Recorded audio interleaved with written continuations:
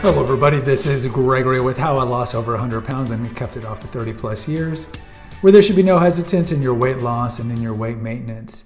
Today we're going to continue Reflections of a Weight Loss Warrior and discuss a pivotal point in my life, which is when I discovered the paleo world. Now before we begin, if you need help with weight loss, contact me through the Clarity FM link found here in the episode notes. Also check out my books, my website, Naturopathic Earth, my podcast, The Awakened Man, my books, and if you appreciate my content and all, there is a link for PayPal. All right, so we're about 2014 now. We're a good 23 years into my weight loss. And it's mostly been the last 10 years of calorie in, calorie out. I would say there were times where it was worse, like during my father's death, times that were better, which is mostly of the visible years. But certainly the benefits, the good times were working out every day, push-ups. During this time, I'm doing 500 push-ups a day, alternating days, and then I'm doing my cardio on the other days, rowing, running, depending on what it is. But I'm still having disordered eating where I'm stopping at Taco Bell and getting 8 bean burritos, for example. So there's that kind of mix and match. Around 2013, 2014, I stumbled upon kind of the paleo world. And I don't remember how this happened. I've always loved podcasts. Well, before podcasts, I always listened to AM radio and mostly talk radio, kind of conservative libertarian talk radio. And I've been listening to that since the 90s. I remember listening to Rush Limbaugh living in Alaska in the 90s. And I don't know how I stumbled upon it, but it was mostly like Dave Offspree, the Bulletproof guy, Bulletproof Coffee, if you're familiar with him. Mark Sisson with Primal, the Primal Blueprint, and some of these other guys. Now, I was not into Joe Rogan or any of those guys, but I think it was, I'm not sure how I found it, but they kind of pushed the what seems pretty common now, but in 2013, 2014 was still definitely a minority view. They were talking about the benefits of intermittent fasting. They were talking about the benefits of a high-fat, low-carb diet.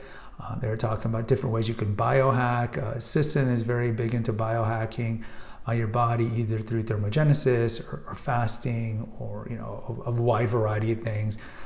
Things that we already have episodes here, like on dry saunas, and of course we have a couple episodes of intermittent fasting as well, which I've been doing since 2014 every day. And I just loved this stuff because it made sense, right? Like the standard American diet has made us fat and sick. Big pharma loves this, big grocery loves this, big food loves this, big fast food loves this, big hospital loves this. We don't love this. And so hearing this philosophy and mindset that was, no, if God didn't make it, don't eat it. Let's strip back to what we used to eat and how we're paleolithically wired through millions of years to eat, which is food that we're meant to digest and process pretty quickly, which is food found in nature. I mean, it makes sense. Like, we're not equipped to eat donuts, Danishes, Pop-Tarts, fried chicken, and all these things that are frankenfoods. They don't exist. So I think it was great listening to that. And then of course the part on fasting really connected to me. And that's when I started to fast.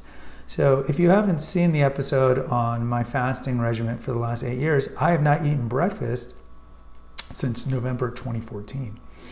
And I plan to continue that until I die. I don't foresee a time where I'm going to eat breakfast. And I mentioned that episode, like today and most days, pretty much every day in the last 2 years, I don't break my fast till 3 o'clock, and I eat from 3 to 7 most days.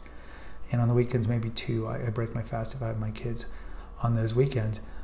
But that came from that period, and I think it really changed my life. I remember eating a lot more high percentage dark chocolate. I really wasn't into dark chocolate, but chocolate was one of those foods that they said was really good for biohacking. So I started eating a lot of high percentage dark chocolate, good quality dark chocolate.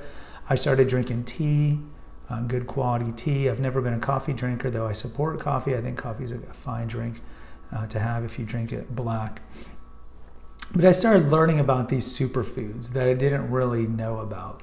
Because prior to that, my food was calorie in, calorie out. I was just eating the typical food that you'd get at restaurants and fast food, and then whatever my wife would cook or I would cook at home. But I didn't really know about, let's say, chia seeds.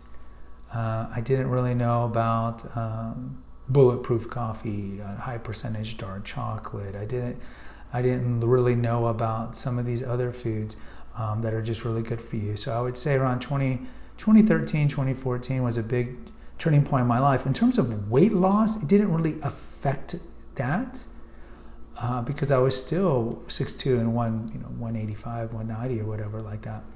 But it definitely, in terms of long-term maintenance and just in terms of just treating my body better, it definitely made a change. And this was important because at this point, I'm rolling around 40 years old. I'm not 50 yet. I'm rolling around 40 years old. So again, you can't eat when what you're eating at your 20s that you have to eat when you're in your 40s. We have an episode here on how you must lower your caloric intake as you get really old, 70s and 80s. So I think it was very serendipitous and epiphanous to find this content around 40 years of age, when so many times your body starts falling apart or your metabolism slows down and so forth. Guys, post in the comments. I'd love to hear from you. Hit the notification, subscribe, and share button. Until next time, take care. God bless and pray.